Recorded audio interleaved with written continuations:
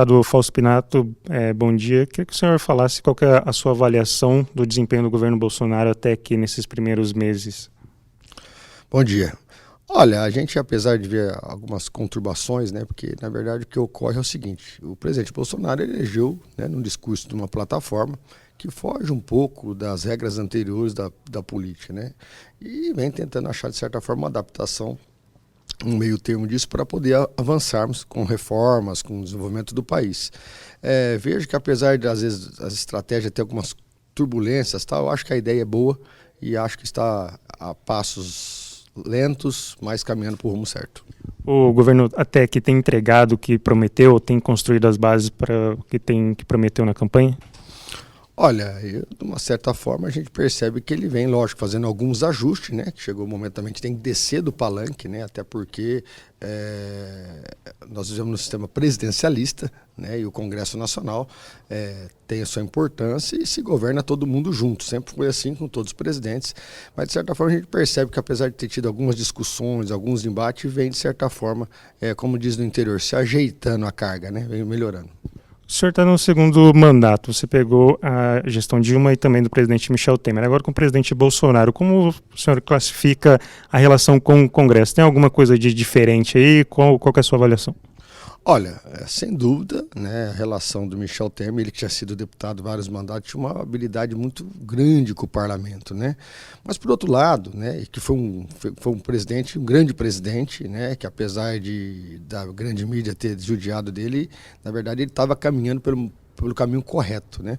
Por outro lado, a gente tem que entender também o presidente Bolsonaro. O presidente Bolsonaro elegeu contra tudo e contra todos numa plataforma, num discurso, né? Sem tomar lá da cá, enfim, isso e aquilo, né? Acho que de certa forma não é nem ele, né? Mas eu acho que a articulação política no começo falhou muito, né, na maneira de dialogar, de montar-se uma base, né, onde tem tendo falha até hoje, né, mas a gente percebe que a passos lentos parece que está caminhando aí para ter uma grande adequação. Por quê? Porque também chegou o momento que o parlamento brasileiro, juntamente com o presidente, seus ministros e as grandes formadoras de opinião do país, independente de bandeira partidária, tirando a esquerda radical, percebe-se que é importante para o país algumas reformas necessárias de estruturação tributária, enfim, previdência, para que o país possa galgar um fôlego e poder voltar a crescer e gerar emprego.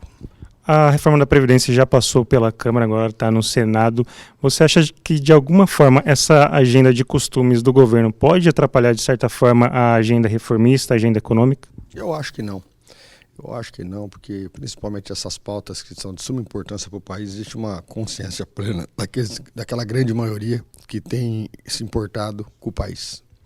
E pensando agora, o PIB do país cresceu 0,4% agora no segundo trimestre. O que, na sua avaliação, precisa ser feito para a gente possa ter uma retomada econômica mais consistente, um crescimento mais sustentável?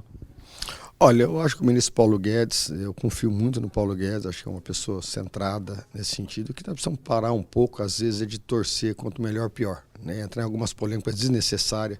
Nós sabemos que também existe uma parte da mídia internacional que muitas vezes, às vezes, tem interesse no país. O que aconteceu, por exemplo, agora recentemente com o presidente francês. O presidente francês, acho que ele cometeu um erro geográfico. Ele confundiu a República Federativa do Brasil com a Guiana Francesa. Aqui nós temos independência, né? Sabemos que, às vezes, a maneira de ser colocada as frases, a questão das ONGs, né? De certa forma, gerou toda essa polêmica. Mas nós temos que olhar caso a caso, né? E parabenizar aí o presidente por ter mandado as Forças Armadas lá e estabelecer a verdade e a ordem. E qual que é o papel do Congresso nessa busca por uma retomada econômica? Qual deve ser o papel do Congresso? Olha, o Congresso está buscando tudo isso, né? Eu, por exemplo, faço parte, né, sou um deputado independente que defendo a questão da reforma tributária, a reforma da Previdência Trabalhista, desde a época do Michel Temer, que estava com 90% de rejeição. E muitos dessa geração nova que estão chegando, que gravando no Facebook, que falava que o pessoal queria ouvir, hoje chega lá e mudou o discurso, né? É bom quando está fora, taca a pedra, mas quando está lá dentro, tem que ter responsabilidade com o país. O governo tem um plano de privatizações, só que algumas estatais, as principais, vão precisar do aval do Congresso. Você acha que tem um clima mais favorável para essas privatizações? Qual que é a sua avaliação? Olha, eu acho que tem que ver caso a caso, né? Nós não podemos generalizar. Eu acho que, por exemplo, tem algumas coisas que têm que ser analisadas, verificadas. É bom, é ruim, como é que vai ser, né? A questão de abastecimento, por exemplo, privatizar. Não sei se vai privatizar ou tem que fazer concessão. Né? A gente tem que pensar nos pró e no contra. O que percebe que agora, indo para o Congresso Nacional, como o pessoal da PPI e tal ficou muito longe do Congresso, com certeza agora vai ter um diálogo e nós temos parlamentares competentes nessa área, que com certeza irá colaborar e muito para o melhor encaminhamento do governo.